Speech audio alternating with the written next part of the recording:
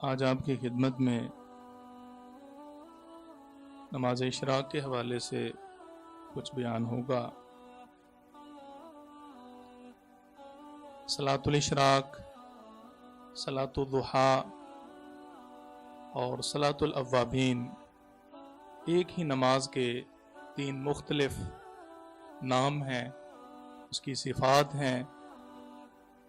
احادیث کی روشنی میں ہمیں یہی بتحقیق معلوم ہوتا ہے کہ اوقات کے اعتبار سے ان کے ناموں میں فرق ہے، لیکن حقیقت میں ایک ہی نماز کے یہ تین متعدد ان کی صفات ہیں۔ صلاۃ الاشراق سورج طلوع ہونے کے بعد جب افق سے سورج ایک نیزے کے بقدر بلند ہو جائے تو اس وقت اگر یہ نماز پڑھی جائے تو اس کو نماز اشراق کہتے ہیں وقت کے اعتبار سے۔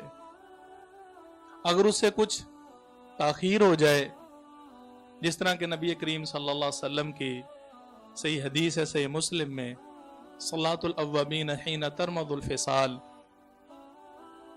اوابین بہت زیادہ اللہ کی طرف رجوع کرنے والوں کی جو نماز ہے، اس کا ٹائم، اس کا وقت وہ ہے جب اونٹ کے بچوں کے پاؤں کو گرمی کی شدت کی وجہ سے جلن محسوس ہونا شروع ہو جائے، جلنے لگے۔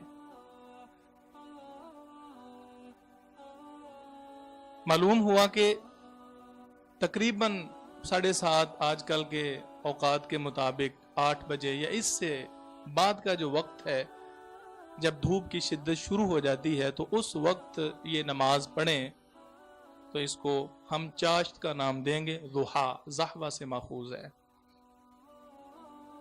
ابن خزیمہ کے اندر بسند حسن یہ حدیث موجود ہے، نبی کریم صلی اللہ علیہ وسلم کا فرمان ہے، لا يحافظ على صلاة الضحى الا اواب،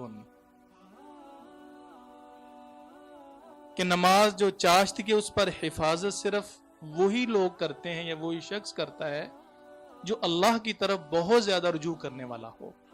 بہت زیادہ رجوع کرنے والا وہی اس صلاۃ الضحیٰ کی حفاظت کرتا ہے، اس کا خیال رکھتا ہے۔ اور اسی حدیث کے اندر راوی کہتا ہے، آپ علیہ الصلوۃ والسلام نے فرمایا، وَهِيَ صَلَاةُ الْأَوَّابِينَ، صلاۃ الضحیٰ ہی صلاۃ اوابین ہے۔ معلوم ہوا کہ نماز چاشت وہ اوابین ہی کا دوسرا نام ہے، اور اس کا جو وقت ہے وہ طلوع شمس سے آج کل کے حساب سے 15 منٹ بعد سے لے کر زوال آفتاب سے پہلے تک ہے۔ اوابین کی نماز ایک مغرب کے بعد بھی معروف ہے، سنا ہوگا آپ نے، بچپن میں ہم بھی سنا کرتے تھے۔ یہ ترمذی کی روایت ہے، لیکن عمر بن خطعم کی وجہ سے ضعیف ہے، ناقابل حجت ہے۔ مغرب کے بعد 6 نوافل کے نام سے ایک معروف نماز ہے، اس کو بھی اوابین کہتے ہیں، لیکن وہ پایہ ثبوت کو نہیں پہنچتی۔ اصل جو صلاۃ الاوابین ہے وہ یہی نماز ہے۔ محترم سامعین، اس نماز کی بڑی فضیلت ہے، ہمیں اہتمام کرنا چاہیے کہ ہم اگر اس سے پہلے نہیں پڑھتے عزم کر لیں اور کل سے پڑھنا شروع کر دیں۔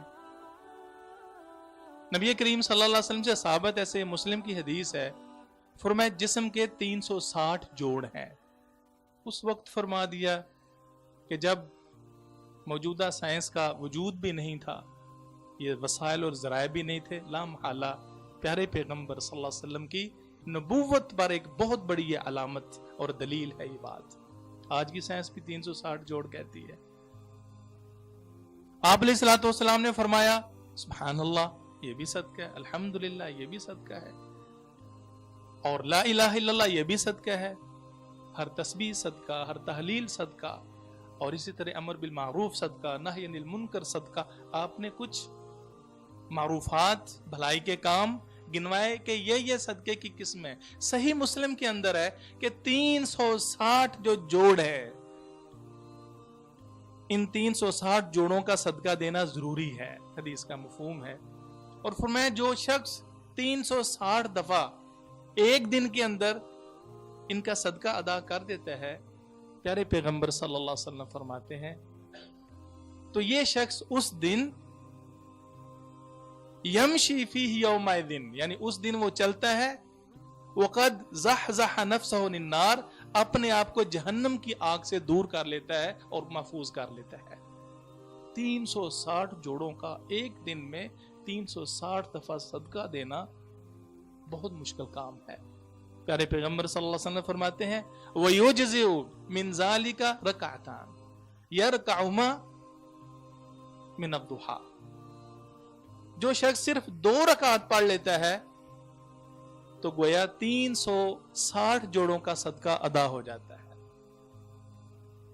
گویا انسان جو اللہ کی طرف سے 360 جوڑوں پر ضروری صدقہ ہوتا ہے ان 2 رکعات کی صورت میں ادا کر سکتا ہے۔ ایک اور حدیث آتی ہے اگر ہم یہ 2 رکعات پڑھ لیں طلوع شمس کے بعد یا جو اس کے اوقات ہیں زوال شمس سے پہلے پہلے، تو یہ فضیلت آپ کو حاصل ہو جائے گی کہ آپ کے جوڑوں کا صدقہ ادا ہو جائے گا۔ اور دوسری ایک اور فضیلت ہے اس نیت سے، صحیح مسلم کی حدیث ہے، پیارے پیغمبر صلی اللہ علیہ وسلم فرماتے ہیں، حدیث کا مفہوم ہے، اللہ عز و جل فرماتے ہیں کہ انسان تو شروع دن میں 4 رکعات سے عاجز آتا ہے، غفلے سے کام لیتا ہے،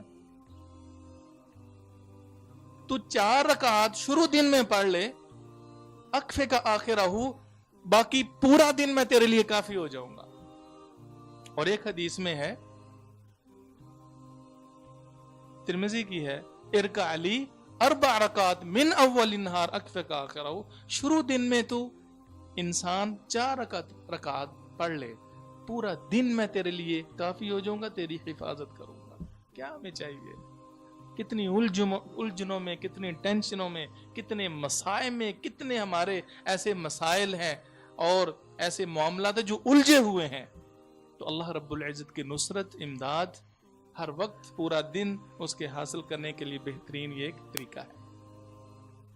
اس کے علاوہ اگر کوئی خوش نصیب نماز فجر جماعت کے ساتھ پڑھتا ہے، سنن ترمذی کی حدیث ہے، اور پھر قعد یذکر اللہ، اسی جگہ پہ بیٹھے اللہ کو یاد کرتا رہتا ہے، تسبیح و تحلیل کرتا رہتا ہے، پھر اس طلوع شمس کے بعد صرف 2 رکعات پڑھ لیتا ہے، اللہ کے رسول صلی اللہ علیہ وسلم فرماتے ہیں جو شخص اس طرح عمل کرتا ہے نا تو اس کو ایک مکمل حج اور مکمل عمرے کا ثواب ملتا ہے۔ فرمایا تامتن تامتن تامتن، پورے حج اور پورے عمرے کا 3 دفعہ فرمایا رسول اللہ صلی اللہ علیہ وسلم نے۔ کتنی بہت یعنی عظیم رسول اللہ صلی اللہ علیہ وسلم کی یہ حدیث ہے، اور کس قدر عمل معمولی لیکن ثواب کتنا بڑا ہے۔ یہ کتنی اس کی رکعات ہے؟ 2 سے لے کر 8 تک۔ سیدہ عائشہ رضی اللہ تعالیٰ عنہا سے پوچھا گیا کہ آپ صلاۃ ضحیٰ کتنی پڑھتے ہیں؟ تو انہوں نے فرمایا 4 رکعات ویزید ما شاء اللہ، 4 پڑھتے ہیں اور جتنی اللہ کی مرضی ہوتی ہے بڑھا بھی لیتے ہیں۔ ام ہانی رضی اللہ تعالیٰ عنہ کی حدیث کی روشنی میں فتح مکہ کے موقع پر جب مکہ میں داخل ہوئے تو رسول اللہ صلی اللہ علیہ وسلم نے کتنی رکعات پڑھی؟ 8 رکعات۔ کتنی؟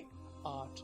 تو فعلاً سنت کی روشنی میں 2 سے لے کر 8 تک کسی کو موقع ملے تو یہ چاشت کی نماز پڑھ سکتا ہے، اور اللہ رب العزت کی پورا دن پناہ میں رہ سکتا ہے، اس کی حفاظت میں رہ سکتا ہے۔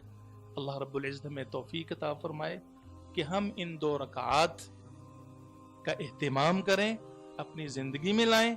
فائدہ آپ نے سن لیا ہے، اور بلکہ جو لوگ جوڑوں کے درد میں مبتلا ہیں ان کے لیے بڑا بہترین تریاق اور بہترین نسخہ ہے، یہ نسخہ کیمیا ہے۔ اس نیت سے آپ پڑھیں کہ میرا یہ درد بھی دور ہو جائے، تو اللہ کے فضل سے امید ہے کہ ہمارے سامنے عمران حیدر صاحب بیٹھے ہیں، اپنا بیان کرتے، پوچھیں ان سے، جوڑوں کے درد کا یہ شکار تھے، سیڑھیوں پہ چڑھنا بھی کہتے ہیں مشکل تھا، تو میرے ذہن میں حدیث آئی، علماء سے سنتے رہتے ہیں۔ اس نیت سے میں نے کہتے جب اس نماز اشراق کا آغاز کیا، کہتے الحمدللہ اس کے بعد میرے جوڑوں کا درد رفع ہو گیا۔ کمر کا، یعنی کمر میں درد تھا تو کمر کا درد الحمدللہ اس عمل سے دور ہو گیا۔ اللہ مجھے اور آپ کو عمل کی توفیق عطا فرمائے۔